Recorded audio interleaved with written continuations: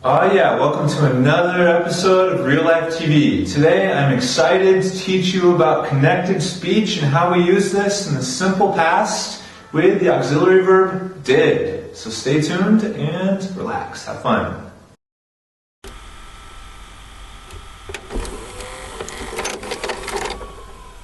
Is this real life?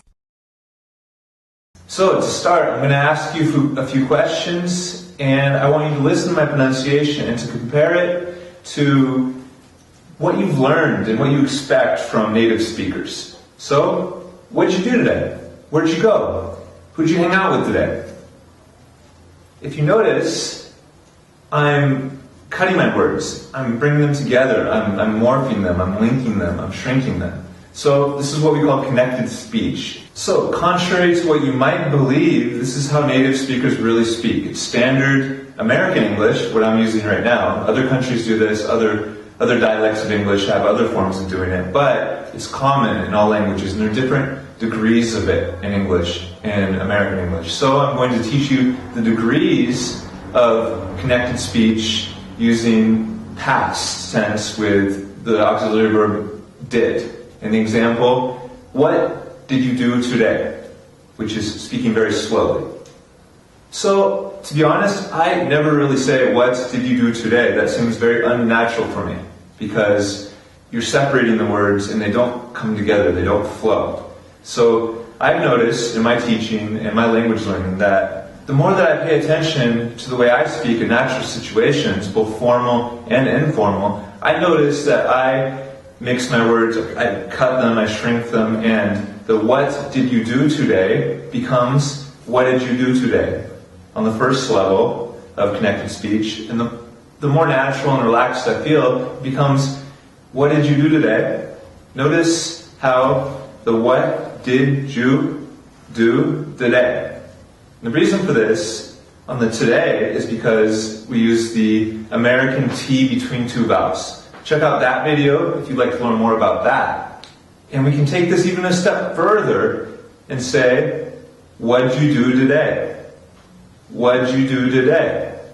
So, as I mentioned earlier, there are different degrees of connected speech, depending on how slowly the person is speaking, how much emphasis they're giving, and if they're speaking with an English learner. Often they will speak slower to English learners, but if they're speaking naturally, they will often say, what did you do today? You don't need to speak like this, but it's important to be able to understand. So I use the question words to teach this. So you have who, what, when, where, why, how, which. And this applies the same way with you. So, who'd you? Where'd you? Why'd you? How'd you? When'd you? Which did you? Now, this isn't so strong with the I. When I say, who did I? Because you can't really contract that. You can't really morph that very easily. But it's who did I? Where did I? When did I? What did I? How did I? Which did I? It's a little bit different with he, because we take off the H on he on many of these words. So, for example, who did he? Where did he? When did he? Why did he? How did he? Which did he? With she, it's pretty simple. Who did she? When did she? Where did she? Why did she? How did she? Now let's move on to we. Who did we? When did we? Where did we? What did we? Why did we? Which did we? And finally, they. Who did they? Why did they? Where did they? How did they? What did they? Which did they?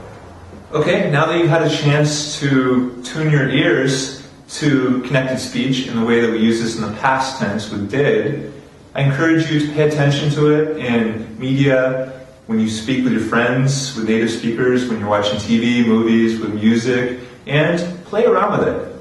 See if you can imitate natives. See if you can really try to emulate rhythm and flow of the English language, because it will really make your English much more flexible and you feel a lot more natural. But thank you for being here today, for watching this video.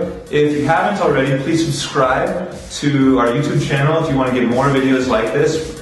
We'll be happy to share them with you. Thank you very much. Take care.